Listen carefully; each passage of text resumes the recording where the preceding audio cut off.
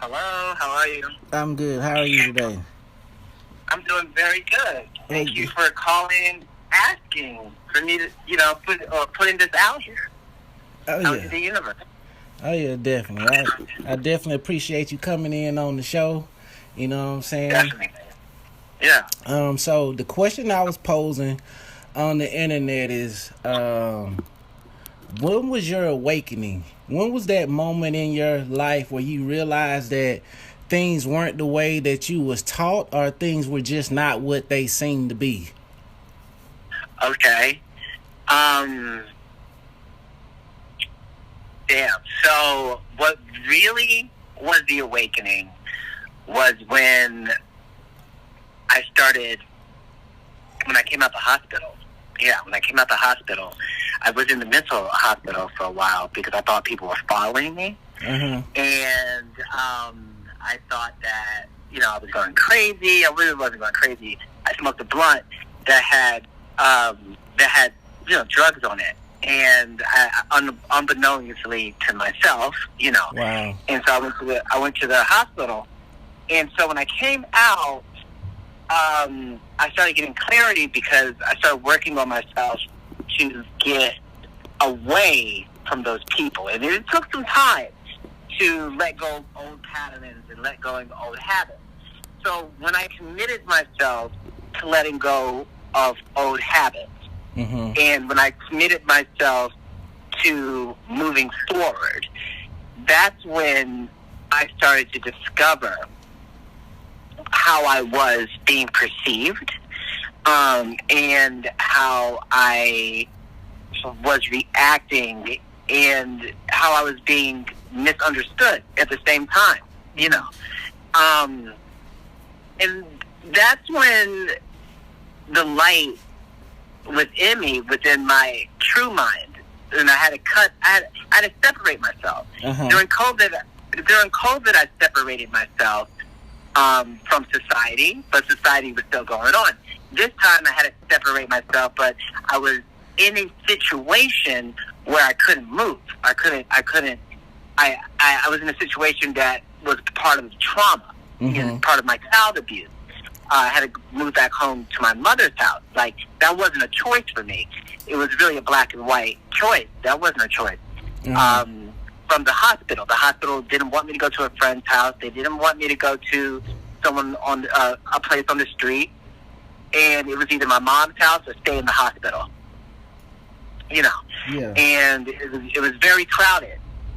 But then I had to confront the demons that I was having from my mother and from my child abuse. And I had to do that without having any kind of coping mechanisms. I mean, except for drinking, but not going out and partying, not having sex.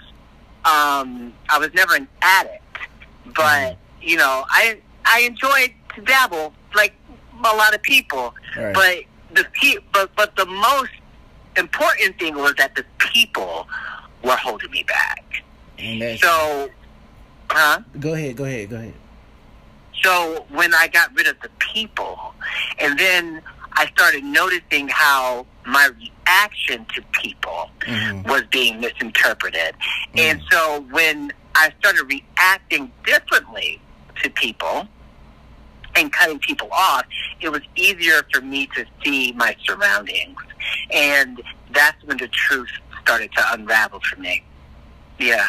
So when I got out of the hospital, and when I was home, got out of the hospital, being homeless, living back home with my mother, and having to confront those demons without sex, without going out, without marijuana.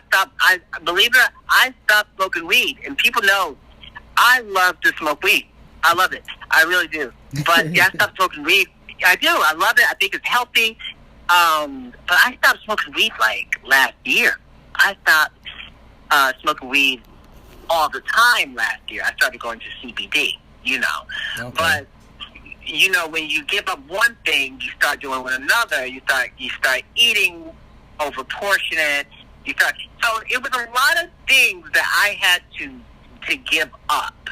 You know, like now I don't drink nearly as much as I did as when coping with it, but then I picked up smoking cigarettes. And so it's a process. But when I committed to the process to evolve and to be better, then I was able to find out that a lot of the situations that I have been having in my life had nothing to do with me at all. It had nothing to do with me. And it made me honor God more because God instilled strength in me that I didn't know I had. And it made me honor God more because God instilled a patience that was already there that I didn't know I had. You know, and also it made me stand up for my self-worth. And, you know, I believe in the 7 gifts of the Holy Spirit. I don't know if you do. Do you believe in? Go ahead. Tell me the 7 gifts of the Holy Spirit. So, you know, the gift of knowledge, speaking in tongues, healing, the interpretation of tongues, prophecy. I'm missing 2. I'm missing faith, the gift of faith, and the gift of miracle. Okay. So, so those are the 7 gifts of the Holy Spirit that are bestowed upon every man in this world. Every man in this world has one of those 7 gifts. And I have like a few of them, but one of them for me is knowledge. And knowledge is not the same as prophecy. But I'm able to channel information and pick up intuitively of what's happening around me. And when the light turned on, I was able to hone my gift of speaking in tongues. I spoke in tongues before, but I never had to speak so much because now since I am living still in my mom's house, not just her, but people out in society too. People out in Durham there was lies being told on me. So when the light came on and I changed my ways, I had to realize that I was living within a lie, perpetuating a lie out of defense. But now since I'm living in my truth, I'm able to fight those lies accordingly. You know. And so, so that made me appreciate me having my intuitive gift from the Holy Spirit, the gift of tongues. Well, let me ask you a question. Yeah, go ahead. All right, so I want to bring up 2 things, and I'm gonna come back to the speaking tongue. The first thing I want to bring up was, you know, you having to cut people off. You know, it's such a shame for relationships to be all that matters in this life, and for people to treat people the way that we do. Why do you think we treat each other the way we do? You know, I think it's I think most of it is okay. Well, that's a very complex question, so I'm gonna break it down. When COVID happened, a lot of people were forced to be back inside the house, and they discovered that they weren't all that. Their grades of their children weren't all that. Their bank accounts weren't all that. Their spouses weren't all that. Okay. And people became very fragile. Now, within that fragility, you have an insecurity that happens. And we're naturally a competitive. Now, I'm just going to break it down from COVID because it seems now a lot of people are just tearing each other apart. And what it comes down to, it comes from this insecurity of competition. People are not more jealous of what you have because money can buy what you have. They're jealous of what money can't buy and the potential of that to get money to get what you can have that they can't get because they just don't have that potential, you know. And so it's a constant comparison out of insecurity. And within that, people will tear each other down to project their insecurities on them. So it sounds to me like you're saying like people lack the confidence, the assertiveness, the passion, and that's why they're really hating. That's right. Not because of the money. And so they want the money to get so that they can have that passion or they could get that confidence that you have. I got you. Right. Well, you know, they want that confidence and that passion so they can get the same results that you potentially can have. You know, one thing that the light has taught me, you know, the light bulb going on, it showed me that everyone deserves to be enlightened. Everyone deserves to be brought out. That's a God-given right. Now, it's up to us to notice and to listen and to take part in it and to be willing to proceed and go forward with it. And it's such a hard process. Like I thought I was the beast from Revelations at one point. I thought I had a chip in my brain at one point. You know, people were messing with me. So,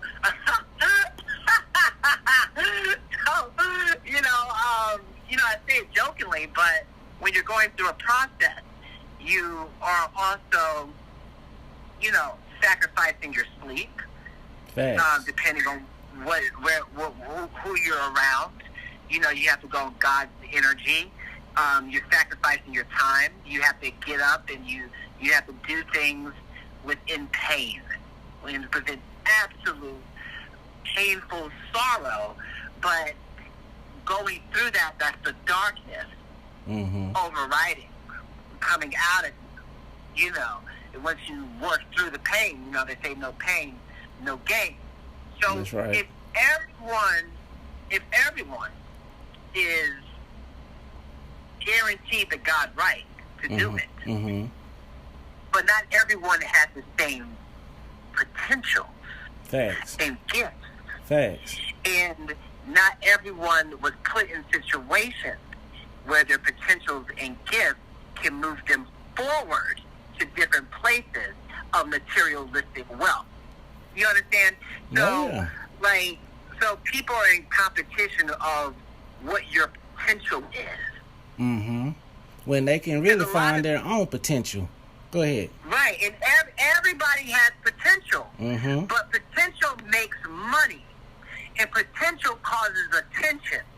And depending on what you have that you are born with and your potential within this world of materialism, it causes jealousy. Especially if you're a person that don't realize the natural gift that God is giving you. It's just like a beautiful woman who stays with an abusive man. You know, they could be with anybody, but then he goes and he beats on her. But she allows him to beat on her because no one instilled in her that she was beautiful. She never believed that she was a beautiful woman.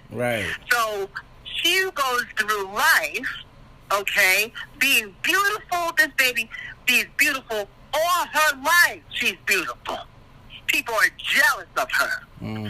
So jealous of her, they let her go ahead and marry the wrong man that beat her ass. That's deep, yeah. They let her do it instead of telling her. They let her do it. They knew it because they knew he would beat her ass. You see what I'm saying? But see, if you're aware of your beauty, then you know your potential, and then you have your power.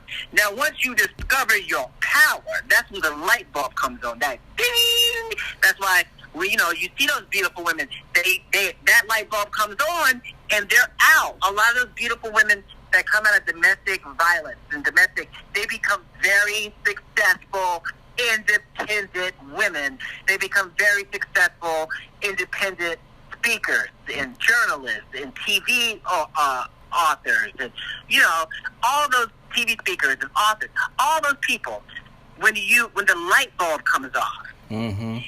And that success after that domestic relationship was the potential of that material wealth since she was a baby. That's what they were upset about. Was that she was born with something that could possibly put her further ahead than everyone else. And so people tear each other down. Mm-hmm. They tear each other down of the insecure, of like, whoa. And all you need is one to spread a rumor. Thanks. Then you have somebody else to believe that rumor. Mm-hmm. And then it just becomes a domino effect. Now, the people can't take all of the credit for it because it's also the person of how you respond to it.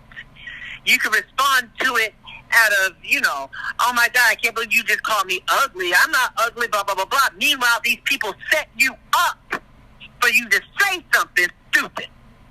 So then it becomes this black hole. These lies start building up. Mm-hmm. And they try to keep you from your potential.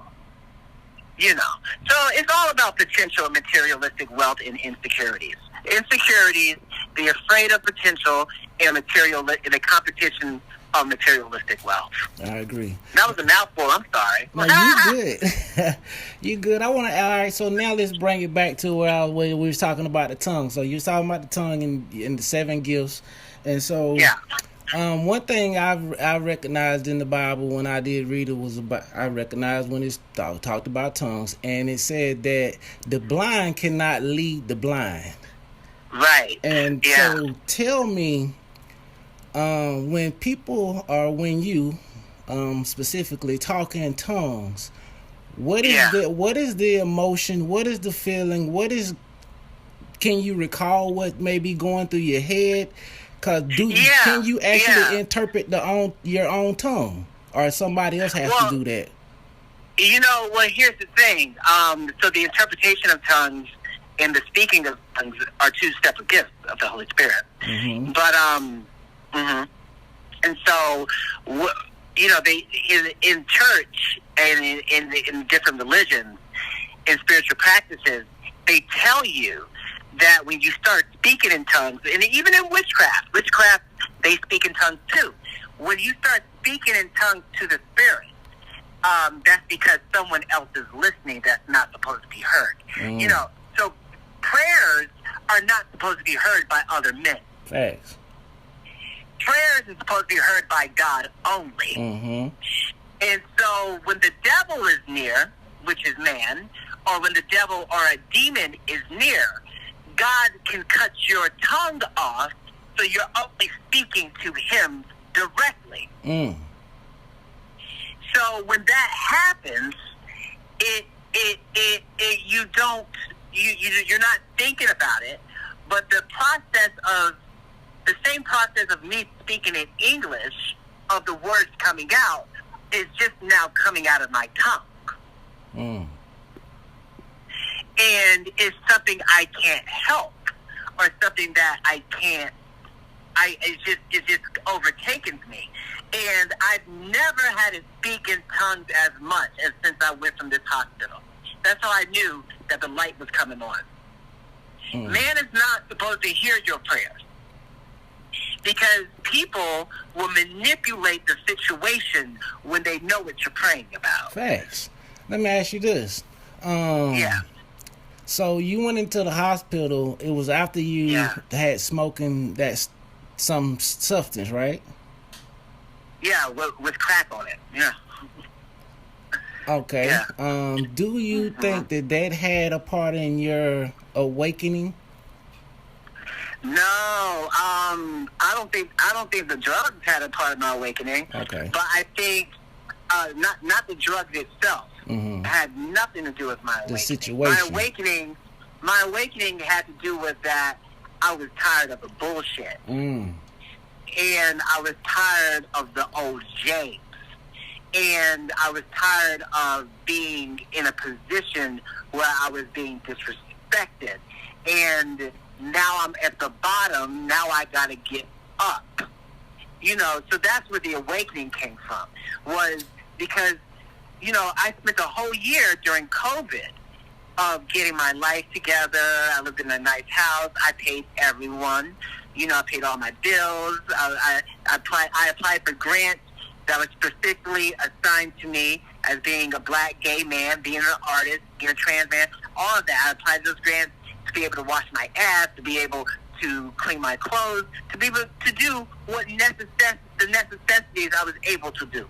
Right. So when I got knocked down and it was out of my control not to get a house or an apartment, I knew out of the strength of me that since it was out of my control and I paid everyone off to the point where the landlord had to give me my money, my deposit back, So that was the strength at the bottom to say, I'm better than what the fuck they're trying to make me out to be. I know that's right. I'm better than that. I know that's right. I'm better than that. And I've done better than that. That's right. I've treated people better than that.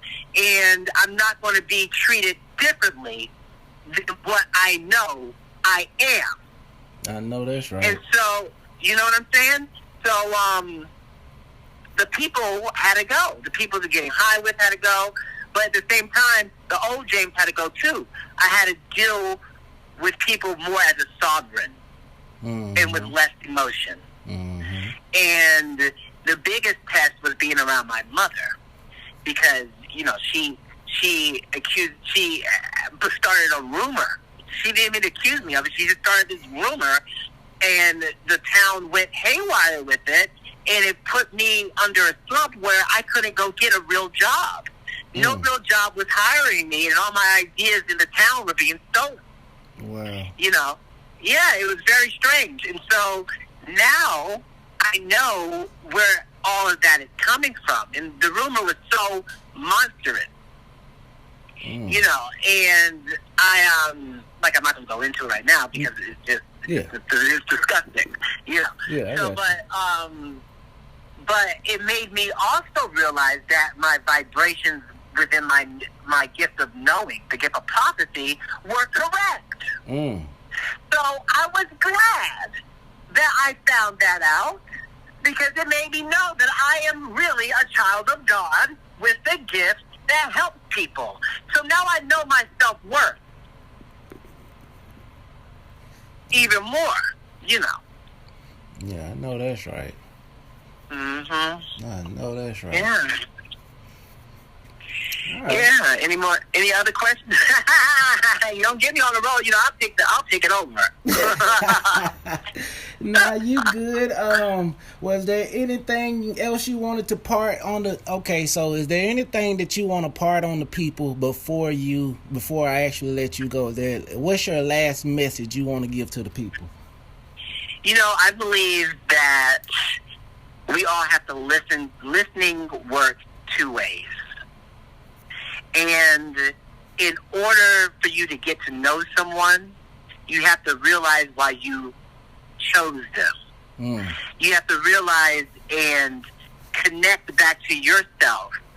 What you find true about yourself and what you have in common with that other person within their truth.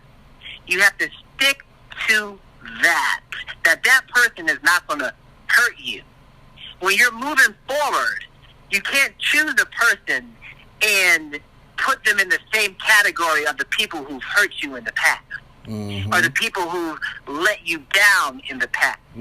Because once you move forward, once you're going forward and that light bulb is happening, you're now attracting people into your life, the new people into your life that have the common goals and the common sense that you have.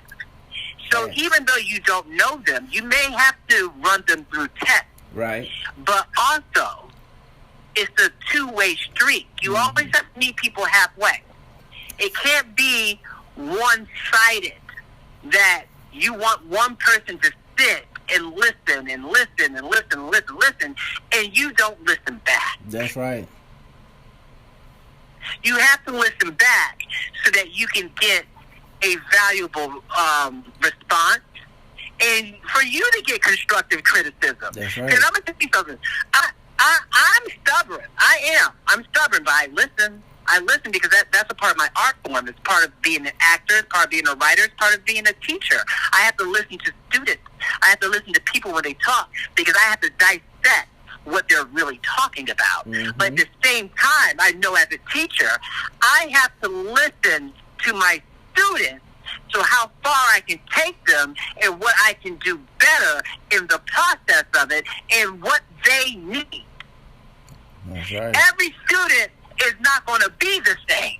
That's right. Some students walk in and the other students are like, why they choose him? Why is he why is she up in here? Why they choose him? Oh, you don't know that this person already went through a journey that you didn't have to go through to get to your ground zero. Mm-hmm. Your ground zero isn't the ground zero for this person. So I can't, as a teacher, use the same tactics and methods that I do with this student because he or she already has gone through a journey. So I'm going to have to listen to their feedback into what their specialty needs may be. Mm-hmm. You know, for example, you know, I'm a writer. A lot of my work has been stolen. I wrote a script that was very much ahead of its time. I had a meeting with HBO in 2004 with the drama content department, fresh out of college, with a guy named Mike Ruiz in drama, and he eventually went to Netflix. And then, you know, so Hollywood knew who I was anyway because, you know, I'm a tourist. I push things very quick, and I'm always talking about the Oscars and stuff. So Hollywood knows who I am. They know very much who I am. And so within that, I kept seeing that my work was being redone and redone and redone. And not only that, they were redoing a lot of the work that I hadn't even put out yet. You know, like in work that I was just submitting to these screenplay festivals, and to things like Sundance and things like, you know, these little festivals. Mm-hmm. You know, that's why you have to be very careful about where you put your work out at. That's true. That's true. You got to be careful because people are so thirsty and so untalented that they got their job based on somebody that they knew. Let me ask you this: do you not copyright your work before you put it out there, or what? Well, you know, here's the thing: my work was copywritten. Okay. So there's a show on Stars right now, and I can show you in the Library of Congress. All I have to do is go to the Library of Congress and get the original treatment to my pilot. And I can show you how Stars had copied that work. Now, see, the thing is, what life will try to dispute you and say, oh, it's just universal consciousness, or it really was these writers who do it. First of all, when God puts a baby inside of you and you see that baby grow up and get kidnapped by somebody else, that's just like you said, that's just like if somebody took your 5-year-old child and 20 years from now, you see that baby, and you like, I know that's my fucking baby. Right. Like, I know, I don't care what nobody says. She has the same dimples as me. She has the birthmark as me. That's my baby. My baby got kidnapped from me. Mm-hmm. That's the same. I'm getting emotional about that. Well, I do understand. So I do understand how it is. Yeah, it's the same feeling when you have somebody stealing from you, and taking your work, and forcing you, and blinding you before the light bulb came on that you must work these odd jobs and have your work on your computer taken. So when the light came on to me, I said, I ain't writing shit. You got to come find me. And so when you do come find me, you're going to have to listen to me also. I'm going to listen to you. I'm going to get it right. But I want my babies back. And not only that, I got new babies. And I'm going to raise them right. So it becomes like that, you know. Mm-hmm. Because it's not about, you know, wealth. For me, it's not about wealth and fame. If it was about that, I would have done things for that a long time ago. Mm-hmm. What you do will be the result of anyway, you know. So I am naturally a people person. I'm a natural writer. I'm a natural actor. I'm a natural singer. And if I continue to do that, people are going to notice me anyway. And I'm going to make money doing it because people are going to want to pay for that. So making money and doing it is not a concern about me. But what is a concern is the people that want something from me and not willing to meet me halfway and bringing it out there. Yeah. You know what I'm saying? Oh yeah, finding a good group of people to work with that's on the same page and trying to achieve a goal together is that can be priceless. Cause it's a challenge. It's a challenge, and it's also a challenge that you have some members of the group of people that have taken your work. They have taken it, but they refuse to pay you. They refuse to acknowledge you. They refuse to give you any type of credit. Credit. Good. Yeah, any type of credit. You know, I would take an anonymous check. I know that. Why should I have to work an odd job and I've changed the zeitgeist so many times in so many ways? Mm-hmm. I shouldn't have to. Wealth and money is just a figment of the imagination anyway. It is. Just go ahead and give me a little bit so I can go ahead and mind my business and put the stuff out there. Mm-hmm. Yeah, pay me for my work. Just pay me for my work. You know, that's all it is. I'll take the ball from there. Mm-hmm. I don't even need a lot. I'll take the ball from there. But the thing is this. You get slowed down by these odd jobs. And the thing is that people are still, since I never valued my self-worth a lot or had self-respect for me, and that even goes with the men I chose in my life, you know, getting drinks poured on me and them going to have babies and people wanting to go and have sex with my mother and all kinds of shit. So, to me, you know, people are still used to me being in the dark.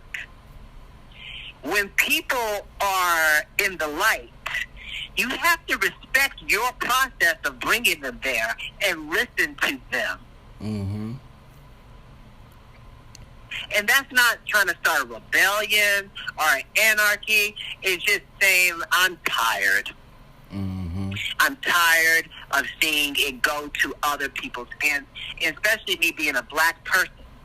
You know, being in the black community, in the African American community, we invented a lot of world-changing aspects and have not received the credit for it. Oh, yeah. And that's why we have Black History Month, is because we take time to give credit to only a few African Americans that were able to receive the credit when there are millions of people that are like me that invented things from their mama's house. Oh, yeah.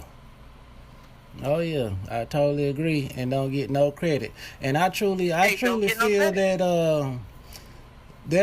I think that there are people that's already in place that could look at people like you and be like, leave them there, because you are a threat to the already establishment. Yeah, you know what I'm saying? Like the old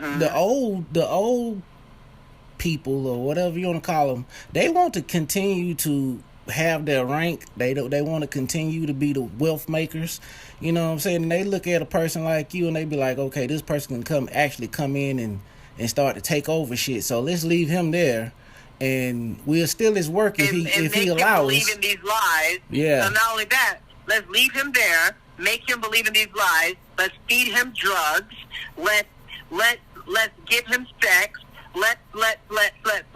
You know, that happened to me. But at the same time, it's up to us not to get into that. You know, it says, lead me not in temptation, but deliver me from evil. You know, so it's up to us not to get into that. But at the same time, you're right. But those people are only afraid of a threat because you're not in their tribe. Mm-hmm. You see, they still have children and legacies that they need money to run through. Mm-hmm. So it's easier to keep Bubba. I call my babies Bubbas, and I don't have a problem with anybody called Bubba. But we're gonna call this figurative person Bubba. It's easier to keep Bubba and being an executive in Hollywood, and Bubba don't know shit. That's right. Bubba out there putting out commercials about screenwriting contests so that he can go and hire a writer to write, and that writer he hires had to know somebody else. And if she's a black writer or a black writer, guarantees she went to school with somebody. So it's all about who you're related to and who that person related to, who they know. That's not what it's about. And anybody on the outside, and I was never on the outside, I was just unwanted. My mind was wanted, but I was unwanted because they just did not want me there. That make you feel. They didn't want me there. They didn't want me there. So, you know, but the thing is, being a part of it, you also got to be ready to be there. I was given opportunities, and I wasn't ready to be there. And now the light has said, listen, the world needs you to get ready to be there because it's an emergency. This is an emergency. We have, you know, and God bless TikTok and God bless everything else, but cinema and television cinema is a dying breed. Yes, it is. You can't find anything good on TV. That's a fact. You know, you can't find nothing good in the movies. You know, I mean, it's not like back in the days where you're like, ooh, that was good. You know, when I was a kid, we would go to the movies and we would movie hop because you remember those days? Oh, yeah. You know, movie hop. Oh, yeah, I did that too. Right, because you couldn't make up your mind which movie you kind of wanted to see. So you had to wait on a Friday where all those movies were together, you know. So you movie hop, you know what I'm saying? And now you go to the movies if you want to go to the movies. They don't take care of the movie houses like that no more. It's a shame.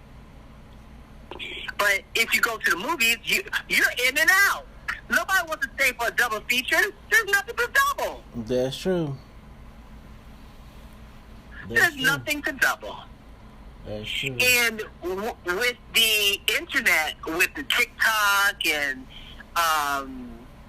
and I love TikTok. I do. I don't think I'm gonna be on it. I mean, I am on it. I do little snippets, but not like that, right? Unless it's gonna really make some money. But when you're dealing with things that are already cutting your attention span off, you know, now people's attention span isn't long enough to sit through a movie. A lot of people can't sit through a 3-hour film without getting up and checking their phone. That's true. You know, back in the day, you remember when Titanic came out, it had an intermission. You know, Titanic was the bomb. I love Titanic. But it was, you sat through that whole movie, you didn't even want to go use the bathroom just to see what was going to happen. Then they had an intermission, and everybody was like, oh, we're going to go back. It was a film experience. You know, and that's what we're missing. We're missing the film experience. And within that, we're missing out on a lot of great talent, especially the American actors. You know, I have a lot of American acting friends that can't get work for American roles. Period. They'll hire the British people, they'll hire everyone else, but I have American friends that went to SUNY Purchase, Juilliard, Cal Art, that are trained. People who are not even trained can't get American roles. Black Americans not being hired for Black American roles. Now, I love it. Yeah, sure. I have a friend at Purchase that's just as good. You know, and what I'm saying is that the talent is here, and the stories are here, but there's been a lot of people not been given the chance and the opportunity to, because there are people that are standing at the gate with no talent, and that they ran their well. They ran their well. You know, COVID was so traumatic for a lot of people, and I know for a lot of artists, is that we're dealing with processing the world, that we're not writing, and we're not, and then they took all the funding out the art. So when they took the funding out the art, and that killed it for us. Now they have nothing that they can copy. They have nothing that they can copy, because somebody's son and daughter is an executive at those studios. You should have hired someone with talent. You should have hired the people that you plagiarized for so many years. So now Hollywood and the music industry, because there's no good music out either. That's true. It's getting so bad, they got to send people to the towns of the people that they copied to spy on. Damn. And you know, I had somebody tell me that too, and you're the second person to tell me that. They're spying on us just to see what we're going to put out there. But see, that's what they did back in the day anyway. That's how you make fashion, and fashion forward. See, I'm a stylist, so I've always put shit out there in fashion since I was a kid. Even when I was real fat, I still dressed the nine. So you design clothes? Huh? You design clothes? I'm a stylist. I put looks together. Okay. And gotcha. I can put, like, I know what is going to look good and what can come together, you know, in the forefront. Okay. Ahead of its time. And I know in the fashion industry that you go to the high schools, you go to the colleges, and you look and you see what's hot. And you look and see what the people are wearing at the festivals, and you're like, okay, that's hot. Now, all of the industries are doing that same method. They're doing it in technology. They're doing it in science. They're doing it art. They're doing it all to the people to the common people that are in the industry that were never given those opportunities, we're now being spied on. Now I'm going to put it like that, quote unquote spy on. And meanwhile, being expected to work these odd jobs without any pay. Now, if we're all about each other and we're all about promoting each other, why you just don't pull that person to the side that you spying on and say, look, man, let me sponsor you. I know, right? What do you need so we can, but see, that's what they do in basketball. In basketball, you go through a draft. Okay? In basketball, the scouts come to the town. That's right. And they find you. That's right. Okay? In any type of sport, the scouts come to the town and they start putting bids on you. Well, in life, they need to do that shit too. I heard that. If you out there finding people and you got the backing behind you, start putting bids. That person don't need to have to work a secondary job. I know that's right. Go get the talent. Go get the talent. Grab them quick. Learn about him, learn his habits, learn who he is or she is, but grab them quick. We're putting bids. Who wants them? Sony, Netflix. Who wants them? What? We don't want that one, boo. I know that's right. Right. I ain't trying to go to the judge now. I done dodged the judge enough times just off of a blunt. I know that's right. But but that goes back to why we treat each other so bad in potential, and it goes back to us being insecure. We have to realize that. Well, the select few have to realize that if you are putting stuff out for the world, and everything that we do in man is meant to be out for the world. Everything. When you give a haircut, that's meant to be for that person with the haircut, but it's also meant for everybody else to see some different shit. Like, we don't want to see some nappy heads walking around here. Thank you, Mr. Barber. Thank you. Thank you so much, Mr. Barber, for cutting that man's hair. Because we don't want to see nappy hair. So that's just like, in layman's terms, in a minuscule example of it, was that everything that we put out is for the world. It's for the world to interpret, to enjoy, to love.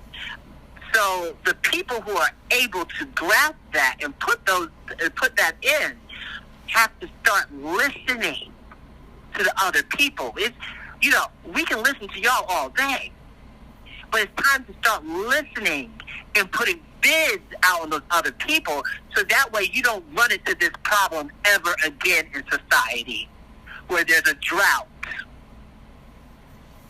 Well, hopefully going forward into this new reality that they're trying to push us into, hopefully, I think that with this new reality that they're pushing us into, I think they're also trying to, with social media and platforms like YouTube, people are able to, with the creativity and the people, and if you got the people, you can actually begin to put out more of your own shows. You know what I'm saying? Like, but what? Let me tell you something. You doing that, somebody is still following you, trying to figure out what else you are actually doing, and they're copying it. All of that's bullshit to me. That's a distraction. That's, to me, YouTube, TikTok, for me, is still like working under the guise of me not doing the stuff that I do. Now, meanwhile, I could be doing TikTok for writing a screenplay. That screenplay will show enough be an Oscar winner in somebody else's hands next year. Right, I got you. I'm not doing shit. If they want me, they can put a bid on me, because I've already done that. You understand what I'm saying? Oh, yeah. Now, at the same time, you have to survive. So you have to work to survive. Yeah, you have to work to survive. You can't asking people on the street for shit. You can't be doing all that, asking your neighbors, asking that for a cigarette, you know. So, like, right, you know, but, you know, I do comedy shows, you know. So I'm like, okay, like, let me try to book some comedy and things like that. I'm being blocked doing that. That's okay with me.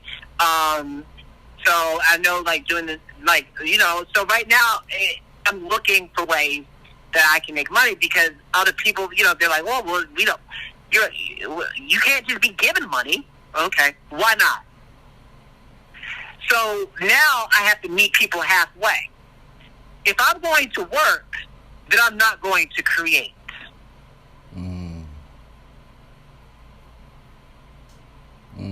I can't. I'm not going to do, I can do a TikTok, but my real passion is in film, is in television, it's in Hollywood. That's not a blind passion. That's something that they need. That's a part of who I am. Then I can't give you the dozens of scripts that I have buried underground somewhere. I can't give you the scripts that are already done. I can't give you the words that are already done. You know what I'm saying? Mm-hmm. So, but at the same time, like, I know, for example, that I have fashion designers and models in Durham, and I can see some of the trends that I have done. I see celebrities on social media. You know, they do like a little wink. You know, I love the celebrities that wink at you. You know, but at the same time, if we have people here already in my hometown that are able to change my life. I heard that.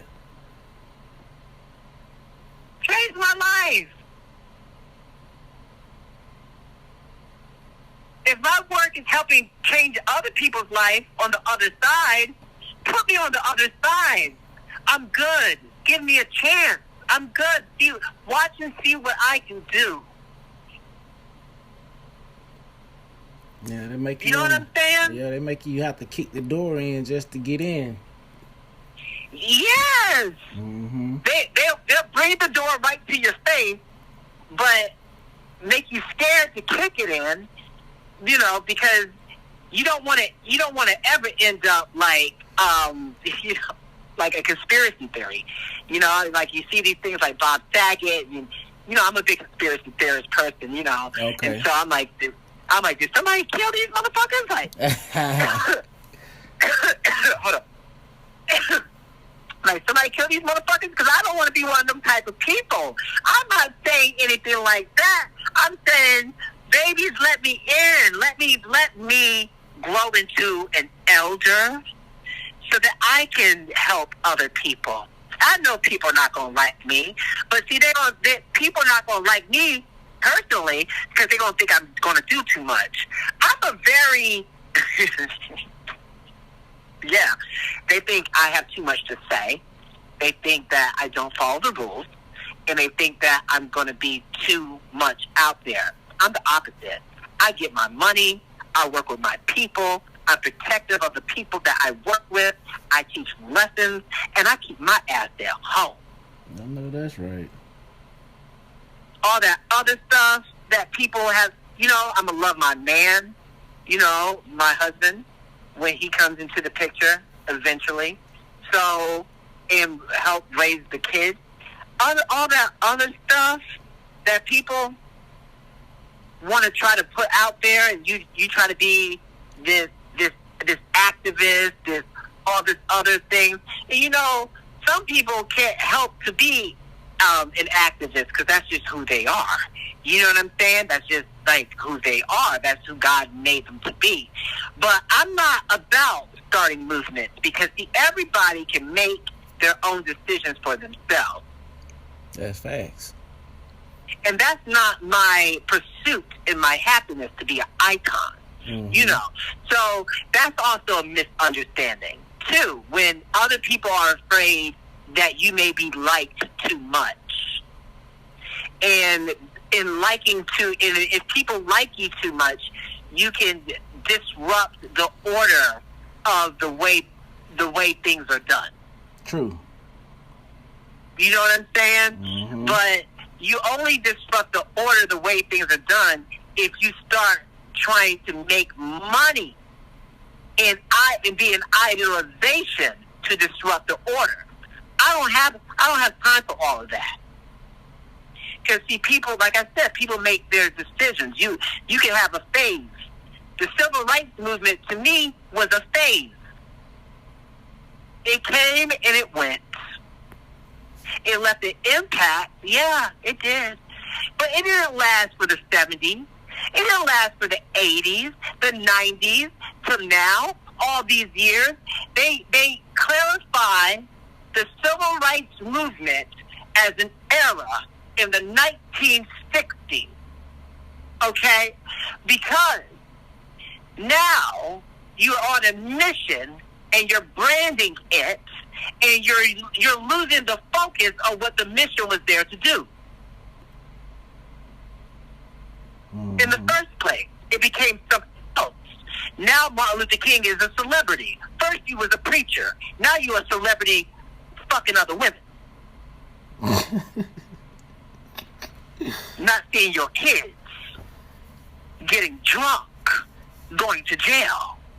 You forgot what you were there to do, which was mind your business and put your preaching out there and minding your fucking business. Take your ass back home.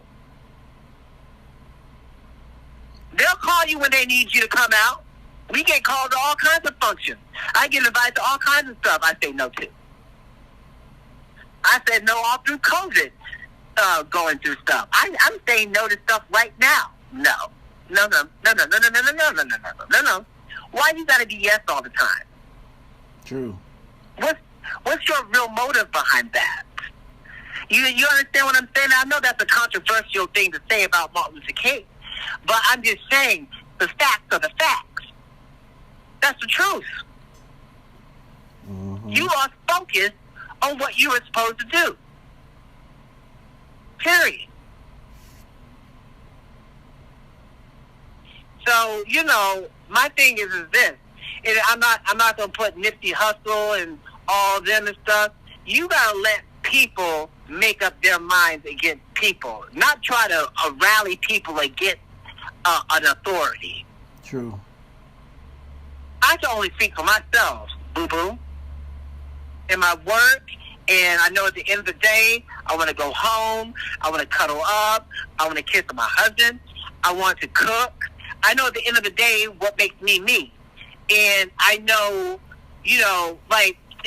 for example, I don't really believe, this is controversial, I don't believe in protesting. I don't either. I don't believe in protest. Huh? I don't either. You don't either? No, because that's not how you get things done. They deal with paperwork. They don't deal with people out in the street voicing their opinion. That's right. That causes more problems and more issues. Oh, yeah. And see, I think people are smarter than that we can organize. We don't take our rights as we the people. On our side, we the people. We're so used to going back in the past and seeing how things were already done. Why would you ever take notes from an era? Mm. So it creates a society and zeitgeist of destruction and repetition. Mm-hmm. Yeah, I totally concur. Because, that goes like with me. I can say, oh, they don't want me to do this. They don't want me to do that. They don't want me to do that. And it's not necessarily they. It's what do you want to do about it once you see how things are fucking running. Well, you know what I did? I stopped writing. I stopped commenting. I said, I'm not going to be a part of it. Mm-hmm.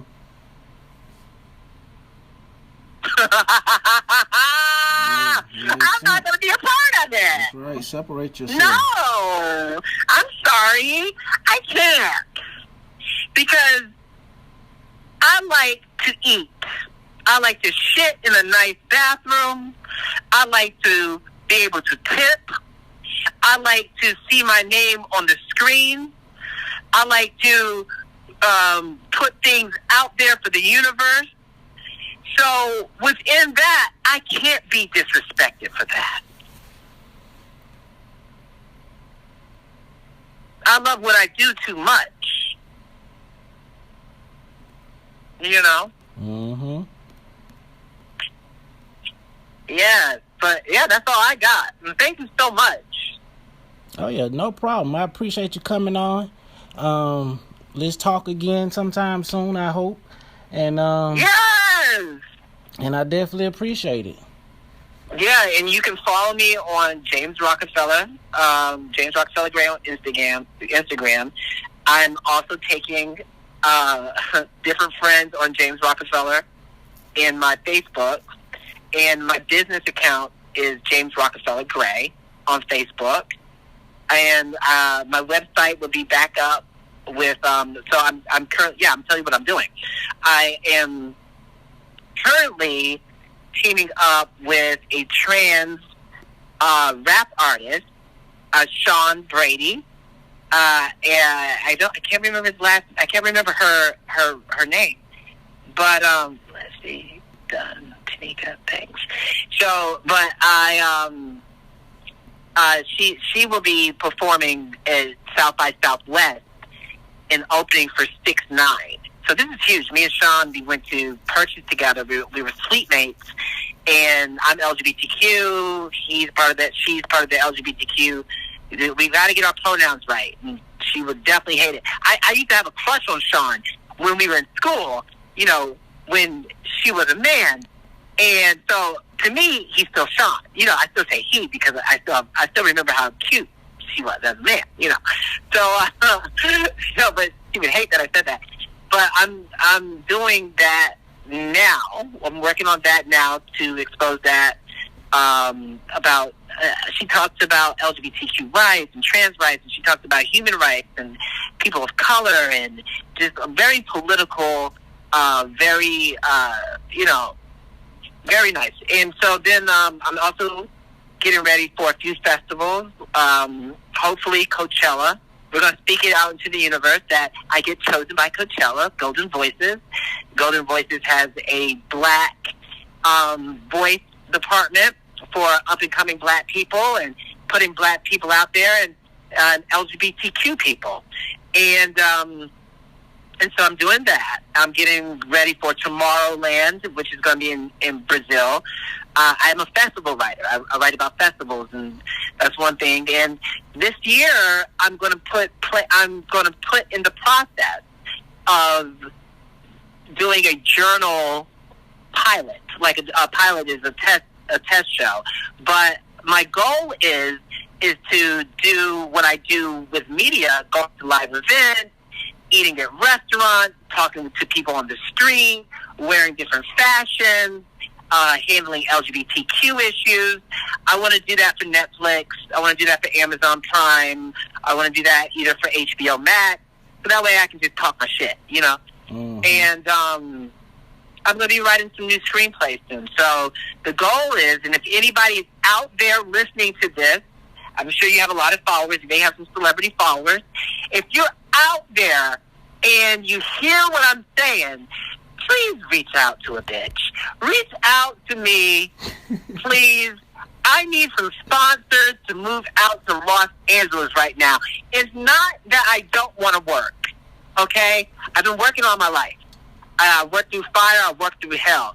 It's that I need to be in a non-toxic environment, you know, because the light bulb has went off.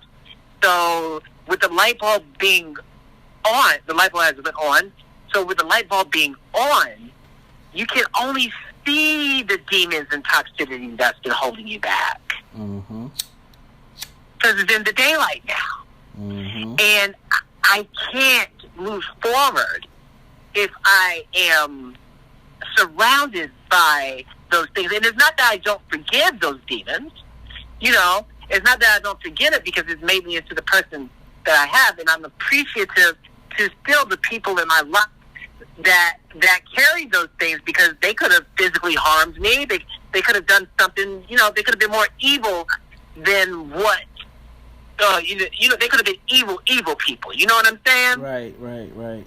Some people aren't standing. You know what I mean? Like, some people could be in the same situation, and somebody could have murdered them a long time ago. You know what I mean? Mm-hmm. So I'm so grateful. I'm grateful to Duke University even. I'm grateful to everybody within my process. But at the same time, hit me up. Things are such an emergency right now in society. We can't continue to do the things the old ways of hiding behind a mask. True. We can't hide behind the mask and have people go through these same hoops and no, this is an emergency. True. And the only way that you're going to get stuff that is absolutely good is hiring those people that can make it happen, that you're feeding off of. That's the only way. I'll even put it out there. I'll ghostwrite for somebody's dumb son. If somebody's dumb son needs a joke or needs a screenplay that bad that they can't ask me to do it, I will ghostwrite for a studio. Okay. You know what I'm saying? Hey, so I know, huh? You done put it out there. I put it out there. If they don't want me in it like that, I'll ghostwrite. Shit, Candy did it for a very long time. Candy from Atlanta, from the state, she did it for a very long time. Oh yeah. Usher did it for a very long time. Mario did it for a long time. A lot of people do it for a long time. I don't mind ghostwriting. Just let me be happy. Leave. I'm an industry person anyway. I'm more industry. Mm-hmm. I'm more of like industry than a celebrity. But at the same time, I have a responsibility to be around people too, because I make people happy, and people make me happy by seeing them happy, and that helps me continue in the light. So that's why I like to do the on camera things, and I like to do the, not TikTok, but I like to do the TV show that I'm talking about, the journalism television show. That's why I feel like that would be a good mix, is because people can see like a little sniblet of what I do as far as being a personality. But I'm more industry than I am an actor. Okay. Or that I am like just a celebrity, a talent. My brain can think talent. I can dive into that, of course, because it takes talent to do the industry right. You know what I'm saying? Mm-hmm. Like, a really great producer knows how to act. He knows how to write. He knows how to direct. They know how to even edit, those producers. I mean, some of those editors, people in the industry know how to do multiple hats. Some of them didn't even go to, they say screenwriter, like the young man who is nominated for King Richard. He was actually a set decorator. He did production. They say you're a screenwriter, but really you're talented in a lot of different facets. The guy, I can't remember his name, but he's nominated for the Oscar right now, that wrote King Richard with Will Smith. He was, in the industry, behind the scenes, being production, but meanwhile, he could write screenplays. So I'm more industry than anything, but I sit down, I'm on my business. I don't need to be trying to make a mess or anything like that. And I think that's what people also have to realize when that light bulb goes off. Mm-hmm. Realize what your work is doing for society and what you really want to do with it. Because you can feed your ego, or you can feed the world and the people. And that's important to understand the difference. That's important. Mm-hmm. That's important to understand that. You know what I'm saying? people get lost in the sauce when it comes down to fame and, oh, I love you, I like you, I like you, I like you. No, you don't. No, you don't. Because you have cancel culture. You created cancel culture now. Didn't they, though? Okay? Didn't they? You know, it's crazy how they are creating these. You know, it's really boiling down to just the freedom of speech. It's really boiling down to that. They're trying to control the narrative, control what's being said, and all of that. You know what I'm saying? But see, well, we have to be careful when we say they. True. Okay. True. All right, because they is separate from us. We're trying to control the narrative. Mm-hmm. Because we have to accept responsibility. Remember, you asked me why do you think people don't support each other? Why do you think people are so? So it's not they, it's us. Well, I say they to exclude myself because I'm not one. But you're right. Well, it is us as a whole. Right. But the thing is, when we say they, you know, because we do have authorities here. We do have people that are in positions to help. We got to be careful when we're not, because they subconsciously and consciously we put the blame on another source. Facts. And taking responsibility. Facts. You know? So that is definitely all facts there. So it need to be conveyed as us and we. Us. Even if I'm not a part of it and doing it, it's still us. It's still we because I'm a part of the people. That's right.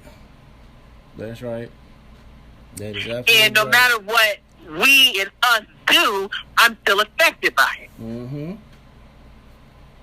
I may act and think differently, but I'm still affected by us. Mm-hmm. I'm totally in agreement. You know what I mean? Yes.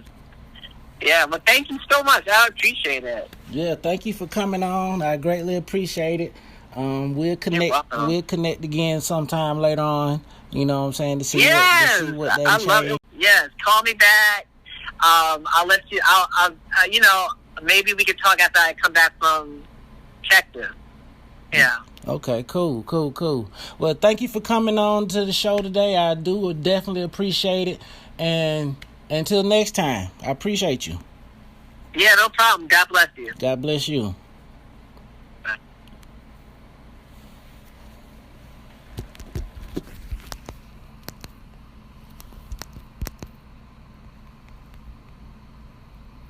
Hello. Hello, sir. How are you? I'm good. How are you? I'm doing well. So Thank you so much for your time. Thank you so much. Oh, you're welcome. So I really appreciate it. So you wanted to explain to the audience about some things you got going on? Yes. So, in a nutshell, tomorrow, I'm going to be walking around the city in faith. Now, this is not just, it's not like a, let me step back on. It's not like, something that's pressured or expected, but I'm ready to go to Los Angeles and change my life and start working in my career, my art form. And in order to do that, I need to have travel funds. I need to get a house. And I need to, So this is going to be like the fund for me to get settled in California. And also, it will also help me receive the monies that I'm owed from various networks that have refused to give me credit, and also for the reaction experiments that I'm undergoing right now. I have yet to receive any type of compensation for that. Okay. And it's been testing, it's been trying, and I know people have been wondering why I haven't worked or not working at home. It's because I'm constantly being reminded of the old James and the toxicity and the demons that are around here, and it's bringing me back. It's bringing me, is taking me backward. And it's not that I'm not trying, to overcome it, but now it's time to move forward. And so I'm asking family members, because I'm given this one in a lifetime opportunity to showcase myself in front of the world. And most of the world knows who I am. And I am so grateful for that. Mm-hmm. And this has been 36 years, 37 years in the making. And while I have the world's attention, they see what I do with my money. I pay my people back. I buy my food. I take care of my needs. They know my work ethic. They can watch any show. They can watch any show about college kids who are dealing drugs, or some of the Netflix shows. You'll see my work already there. They can ask my friends. My friends in the family can let you know that have worked with me, who I am and what I'm about. And I'm going to move in faith. And tomorrow, March 1st, I'll be walking around downtown Durham. I'm going to look fierce. Okay. And I'm going to have my big green bag. And if anyone would like to, it's going to be like a quinceañera, like one of those quinceañeras, like a bar mitzvah. This is my bar mitzvah for the light. And I understand that help is on the way, but at least I can meet it halfway and show them how I do things when it comes down to getting things on the grind. Also, I want to let people know that my work ethic is I like to work. I don't just sit at home and do nothing for nothing. It pains me not to do it. The last thing I want to do, the place I want to be is on my mom's floor. But God is telling me that this is going to work. And what I'm going to do, the plan is that I'm going to take all the envelopes with the checks in it. I'm going to immediately go to the stay in place credit union once everything is done, and I'm going to deposit it all in my checking account. Uh-huh. I'm going to post the amount. I'm going to donate 10% to the Queer Indigenous People of Color Fund. Okay. And also I'm going to donate a portion of proceeds to Book Harvest for children. And, the world has never seen nothing like me before in this kind of capacity. Well, and I know it. Tell them and how, I feel it. If they can't make it to Durham, tell them another way they can get in contact with you. If they can't make it to Durham, they can overnight express to mail it. They can also do Cash App, and they can do Venmo. Give them your Cash App. They can do Venmo. I have Venmo, and Venmo I can pay taxes of. Cash App I can even pay taxes of. It doesn't matter. Yeah, you can Cash App me or Venmo, and then they can see everything. Also, if people are writing letters, I'm going to save every single letter, and I'm going to frame it and put it in my workman's cave. I have a vision of having like this wizard type of cave where I go into at the house, and I'm going to frame it and put it on my wall, and I'm going to keep those letters for the rest of my life.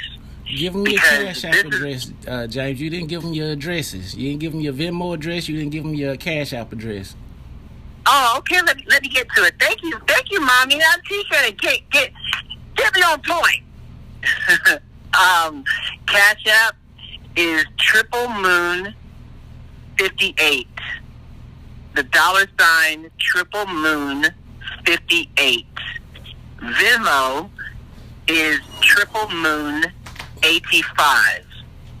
If people feel very comfortable doing that, I can pay taxes doing that way. I know a lot of people have been on me about the taxes moving forward. I'm not going to go into it. But everybody knows how I can get lost on things. But then I will make Venmo visual so that everyone can see who was donating and what has been donated. And Yeah, I'm going to be completely open and honest. And I wouldn't mind in certain sections of my house to be big brothered, but I cannot continue to be in this reaction experience here in Durham, North Carolina. I need to separate myself from North Carolina so that I can heal from it and I can love it again. And that goes with my family members who I felt betrayed me. I need to separate myself from them so I can love them again. And that's just a thought process that's just how it is. It's not about revenge. It's not about anger. It's about me grieving what I thought was reality about people, situations, and life, and it's not. And that's okay. But there are some people in my life that I love that I want to forgive, and there's some scripts, and there are passions that I could be making money on as soon as I get to Los Angeles. All right, we got 2 more minutes left, James. What do you want to tell them? Make sure that they got.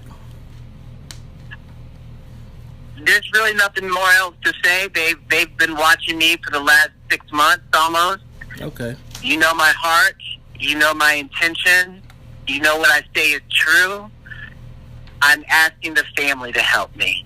All right. I'm in the light and I'm woke. Thank you so much. Are you welcome? Just thank you so much. Hey, that's all I gotta say. Thank you. Repeat your Cash App and Venmo for the last time. Okay, Cash App is is $, triple moon 58, and the Venmo is triple moon 85. Now I can say this in my serious voice. Cash App is triple moon 58, and Venmo is triple moon 85. All right, James. I appreciate you coming on to the show, brother. Thank you. I appreciate that too. And just let me know. So this is what I'm gonna do. As soon as you drop it tomorrow, just go ahead and text me, and then an hour or two later, I'm gonna walk outside. I'm gonna walk downtown Durham. I'm gonna walk around, and I'll send you an image a little later. The image, I'll ask one of my friends to make one, and I'll send you an image a little later. And then as soon as you drop it, they can start donating, and I'll either Facebook Live it, Instagram Live it, and this is a fun. Now, I appreciate it. And that's it. Thank you so much. All right. Sounds good, sir. Have a good one. You too. All right. Bye. Bye-bye. And that's Gossip. Thank you guys for coming in on the show. If you guys want to come in on one of the series of The Dawning, you can email me at deaconmaverick@gmail.com. Please subscribe. Please follow. Hit that like button. I appreciate every one of you. Thank you.